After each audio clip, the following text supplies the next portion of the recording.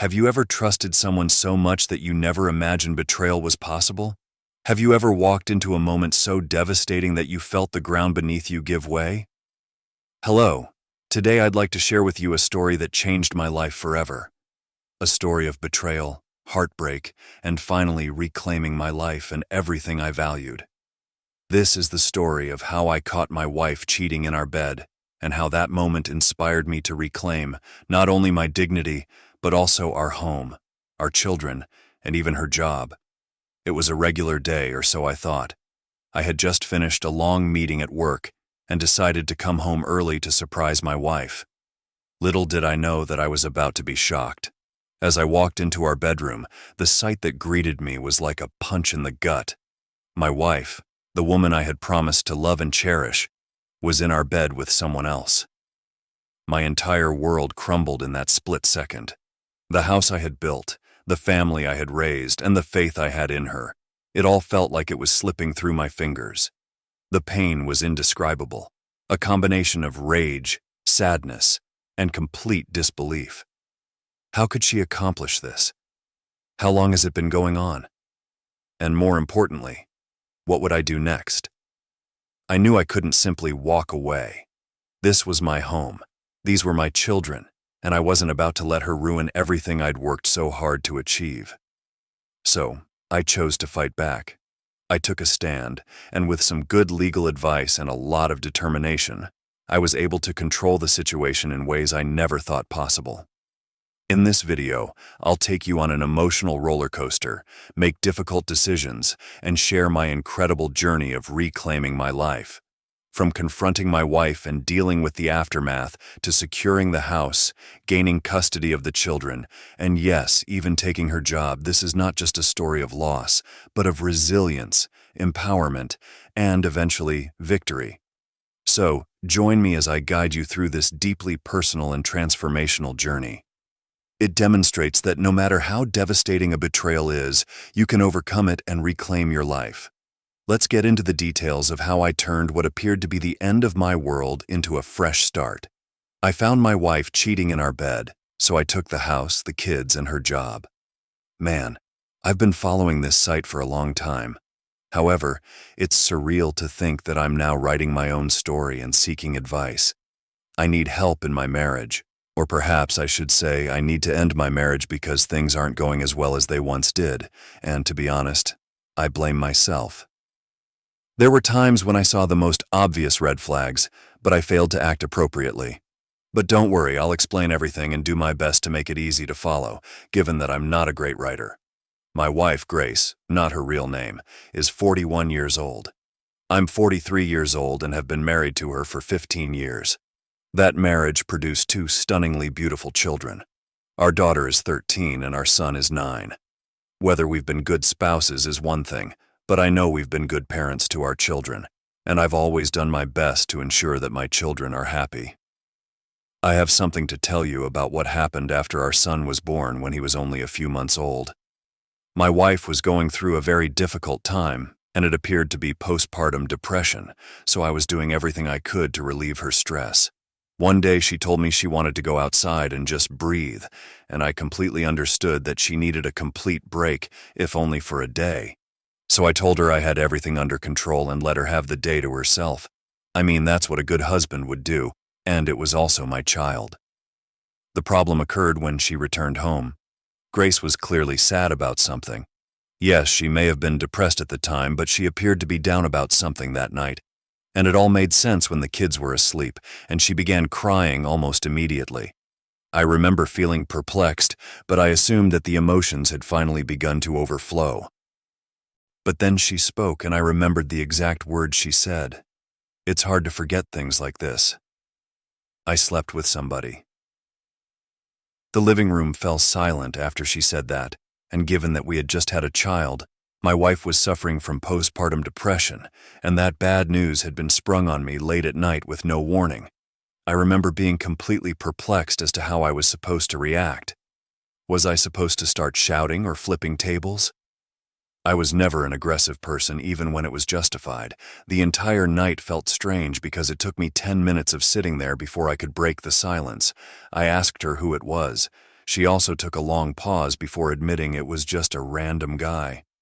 I was tempted to ask what they had done, but I didn't want to jeopardize my mental health. She went on to say that she went to a pub, he hit on her, and she got carried away before ending the sentence in silence. We sat there for about another 10 minutes before I told her she needed to sleep. She went upstairs, and I slept on the sofa that night. It was actually... I'm not sure why we last talked about it, and I can't explain why I didn't continue cheating after that. I believe I felt like everything was perfect with a new child and a model family. Perhaps I excused her due to her postpartum depression. Was it the wrong thing to do? Should I have berated her like any other cheater regardless of her situation? I do not know. And I know a lot of you will judge me for staying with her after that. But it's one of those situations you'll never understand unless you've been through it. I even gave her credit for coming out with it right away. It was a sign of remorse, so I just let the whole thing go. We never talked about it for almost a decade after it happened, until this year. I am a busy guy, which provides some necessary context. I run my own business, and after reading a few books years ago, I became obsessed with properly structuring my days to maximize productivity. So, except for rare occasions, I can usually tell when I'll be at work, eating lunch, working out, and so on. It's a great system for me, and I've felt a lot more productive since I started using it a few years back. However, I am not here to promote anything to you. The main point is that I have very predictable days, so if you're close to me, you'll know exactly where I'll be and when, except on rare occasions. Not long ago, it was a Tuesday, and I was supposed to arrive at work from 10 a.m. to 6 p.m. before hitting the gym and heading home. The day started as planned, and I was out by 10 a.m. Everything was going as it always does. I believe it was around 2:30 p.m. I received a call from one of my neighbors. His name is Steve. We were friendly, but he rarely called because we mostly interacted in person. I answered the phone, and we exchanged the usual greetings and made some small talk. But he seemed to have something to say, so I asked him why he called. I might be very, very off. I mean, maybe I'm being paranoid on your behalf, but I've noticed a black Tacoma parked in your driveway. This might be the third time I've seen it over the last 2 months, but I only just saw the driver today, and it's a man. I don't know. I'm not trying to say anything is going on because I like Grace as much as I like you, but I've seen this car around when you're not here, so I feel it's better to be safe than sorry. I'm sorry if I'm... My wife wasn't an angel, I knew that, but I felt it was a genuine mistake she had made back then, and Steve could be completely wrong about the situation. It could be a plumber or another type of handyman. I tried to reassure myself, but I knew I'd have to show up regardless. I needed to get closure. So I informed my co-workers that I would be leaving for a short period. They were surprised because they knew everything about my routine, but they didn't ask any questions, so I got into my car and drove home. If what Steve said was true, I couldn't announce my presence, so when I arrived in my neighborhood, I parked far down the street and decided to walk to the house. I arrived at my house in a few minutes and carefully unlocked the... When I walked in, I was greeted by the scent of an unfamiliar perfume, which was clearly masculine. I started up the staircase, and halfway up, I noticed a loosened tie on the upper landing. When I arrived upstairs, there were 2 shoes tossed in front of the door. Then I heard it. The creaking of the bed from inside the room, as well as their sounds. They assumed they were alone, so they left the door wide open, but they couldn't see me from where I was. I remember standing there thinking about what I was going to do when I entered the bedroom. I remember thinking I could walk back downstairs without them knowing I was there, but I kept thinking that this was our home. It was not the first time my wife had cheated on me. She was sleeping with someone in our bed, which I would have happily slept in hours later. I walked right into the room, and they jumped in terror. My wife immediately pulled the covers up to hide her body and face, and the man with her appeared perplexed. I wasn't convinced that he didn't realize he had been sleeping with a married woman all along. He was only surprised that I was present after she had probably promised him I wouldn't show up. He began to put on his clothes, and my wife simply hid beneath the covers as I stood in the doorway. I honestly didn't know what to do. For example, what is the appropriate reaction when you discover your wife sleeping with another man in your marital bed? So I figured out what my body thought was the appropriate response. The man, now wearing trousers and attempting to button up his shirt, walked towards the door to exit the room. I slugged him. I didn't even think about it before I did it.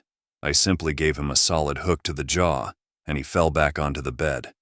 My wife yelped as she felt the impact. The guy rubbed his chin and touched his busted lip to examine the blood before standing up again. This time I let him pass, and a minute later, I heard his car start. I should have done more, but 1, I could have killed him with my emotions, and 2, I didn't want to waste all of my energy on him when my wife bore the burden of faithfulness. I felt really stupid. I had let this woman cheat on me twice, or at least twice, and the second guy was a recurring issue. I should have cut her off when I had the chance, whether she was a newborn or not. I ripped off her covers to reveal her face and naked body. Every aspect of her disgusted me at the time. Someone was just in her, and I believe I didn't think this deeply the first time she cheated on me, because if I had, I would never have touched her again. But here, I just saw a man get off of her. They were just fighting a few minutes ago. "Look at me!" I yelled at her because she was still hiding her face like a schoolgirl. I believe the aggression with which I stated it made her immediately obey. When she made eye contact with me, all I said was, "This is over. I want a divorce, and I'm going to make sure that you regret taking me for a fool." Then I walked away. I left my wife there, got in my car, and drove back to work. I'm not sure why I returned to work, but I think I needed something to take my mind off things. By the end of the night, I had gone to a hotel with a bottle of scotch and drank to avoid thinking about anything. I've already contacted a divorce lawyer. It was a no-brainer, and paid to receive a retainer. I will fight tooth and nail to get custody of my children. Beyond that, I want to cause her pain, and I'm trying to figure out how. I honestly can't be taken for a fool like this, especially since I made myself a fool by allowing her to cheat before. I suppose it's true that if you cheat once, you're a cheater forever. Anyway, I'd love to hear your thoughts and hopefully some advice on the next steps I can take. I saw a lot of suggestions that I aim for her job, which is a good idea, but I'm not sure what approach I can take to get her fired. That might be a difficult request, but I'll think about it more. She works for a law firm. In case anyone has any suggestions, I saw one about getting her into trouble by deleting important files to which she has access or leaking confidential information. Fortunately for me, after so long together, I know a few of her passwords, so this could actually be useful.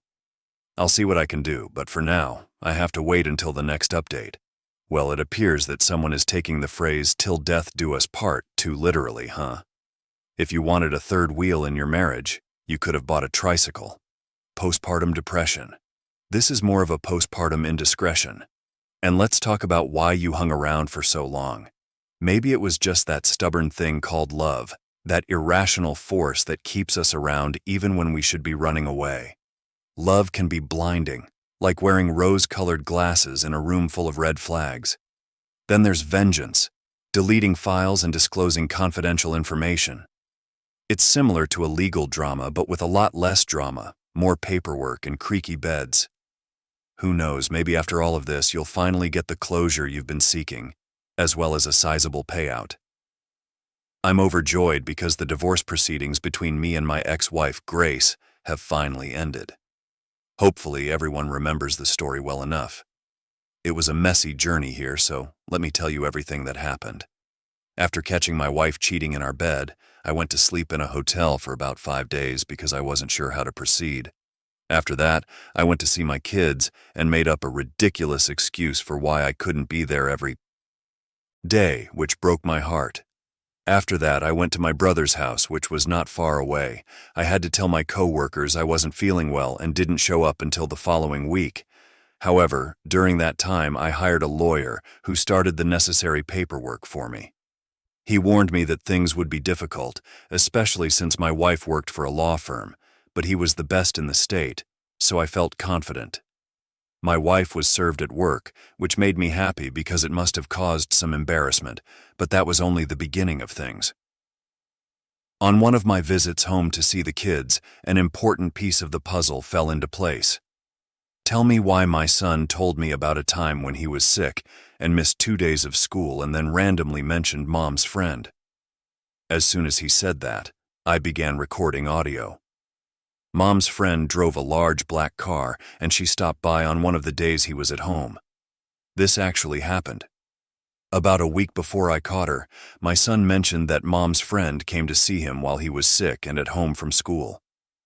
This revelation infuriated me because it implied Grace was having affairs with the children in the house, exposing them to her immoral activities. What if our daughter had been homesick? Did Grace feel so strongly about her affair that she couldn't keep it from our children? Everything I learned went straight to my lawyer, who seemed pleased with this new approach. He also requested our joint account bank statements to look for evidence that Grace was using our funds for her affair. The guy was doing an excellent job and I had faith in him. The divorce process was extremely long, exhausting, and expensive, and I never want to go through it again. It was heartbreaking to battle for custody of my children against a cheating spouse. Every time I remembered that I was about to separate my children's homes, I had second thoughts. But I realized that the unhappiness between their mother and me would be obvious, and it wasn't worth subjecting them to such a situation. To cut a long story short, I was extremely pleased with the results. I do have to pay alimony, which is not going to kill me, but it is still a burden. However, I'm not concerned because I have sole physical custody of the children. The court made a strong case that Grace endangered the children by bringing strangers into our home. Who knows how many more men have visited but we are unaware of. Legal custody is shared, which is fine. Despite my current resentment of her, she remains their mother. Another benefit is that I got to keep the house. Why uproot children from their homes, schools, and friends? It would be unfair to force 3 people to leave the house because of a cheater. This was a significant victory for me, and I'm grateful to have gained so much from this ordeal. But I don't think I'm finished yet. I couldn't make any other plans while the divorce was pending, but now that it's over, who knows? First and foremost, let me say that this entire experience has been a roller coaster. I feel like I won the divorce lottery. I mean, catching your wife cheating in your own bed is one thing, but discovering she has been using our home as a revolving door for her extracurricular activities, that's an entirely new level of audacity. It's as if she thought our house was an Airbnb for her love affairs, all while our children were living there. Yuck. The sole physical custody arrangement for the children is proving to be a stabilizing factor, with the transition being both difficult and rewarding as I attempt to fulfill both parental roles. Financially, the alimony payments are a reminder of the past. Still, they are manageable, and I prioritize my children's well-being over any financial burden they may cause. Despite sharing legal custody with my ex-wife, maintaining a functional co-parenting dynamic is critical for our children's sake, regardless of personal feelings. Regarding my ex-wife's professional life, I've decided not to seek retribution that could jeopardize her job, instead focusing on rebuilding my own life and creating a positive environment for my family. Moving forward, I've sought psychological therapy to help me process the emotional toll of recent events and maintain a healthy mindset for the sake of my children. In addition, I've relied on the support of friends and family, recognizing the value of community during difficult times. Looking ahead, my priority is personal and professional development, with the ultimate goal of providing a stable and happy life for my family. Interestingly, I've heard about difficulties in my ex-wife's relationships, which, while I don't wish ill on anyone, serves as a reminder of the consequences of her behavior. To summarize, the past year has been a journey of personal growth through adversity. I'm grateful for the help I've received and remain determined to be the best parent I can be while creating a better future for my family. Months have passed since this incident, but revenge takes time. I'm happy. Let me cut to the chase. I wanted to take my ex-wife's job last. I really wanted to pursue her affair partner, but I had no idea what his name was or where he could be found, so I gave it up. At least I got to slug him, which made me very happy. In retrospect, I believe this was suggested in the comments section of my original post a long time ago, but I followed one of the suggestions. About a month after the divorce, I was able to access my ex-wife's Google Drive because she still used the password I knew. I did this at night with a VPN enabled because I knew I was up to no good. I knew I should have stopped after winning the divorce, but something inside me made me want to get back at her completely. Anyway, I discovered the files she had been working on recently. I downloaded a large number of them which appeared to be confidential, I then deleted them. Yes, I understand that what I was doing was illegal, but I couldn't care less. As I previously stated, she works at a law firm, not the largest in the world, but sizable for where we live. I wasn't scared of them, especially since they didn't pose much of a threat during the divorce. I took only the files I needed and gave them about a week before doing anything with them. This is where things got exciting.